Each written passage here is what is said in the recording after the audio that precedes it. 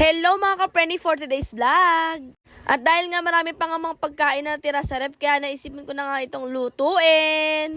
At syempre hindi lang yon. Espesyal kasi yung araw bukas, kaya nagluto na nga rin ako ng masarap. Ito pa nga yung mga karning natira nung araw na nagsangyupsal kami. At syempre papartneran nga natin ito ng fried noodle na beef bulgogi flavor.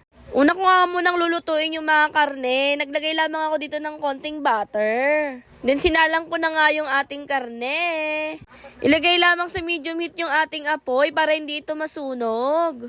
Habang niluluto ko nga yung karne ay nagsimula na nga akong magsaing. Siyempre para may design, nilagyan ko lamang ito ng mixed vegetable. Siyempre nakakatulong ito para mas sumarap yung ating kanin. Hiniwa-hiwa ko na nga yung mga karne. At ayan na nga, malapit na nga itong maluto. O diba, yan muna yung ginawa ko dahil wala pa tayong pang sangyupsal na lutuan. Yan ang maluto na yung karne, ating isi-set aside na ito. Maglalagay lamang ako dito ng sesame seed para mas mukhang mas masarap pa.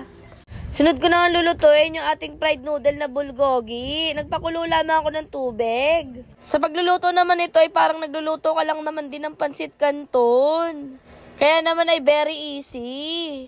I-set aside muna natin ito.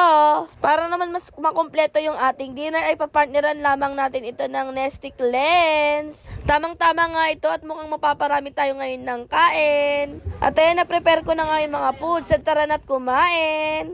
Para mas mapil ko pa yung pagkain ay gumamit nga lang ako dito ng chopstick. Yung ginamit ko nga palang gulay dito ay repolyo. Kita nyo naman sa sobrang excited ko na nga kumain na hindi na nga ako nakapagbihis yan.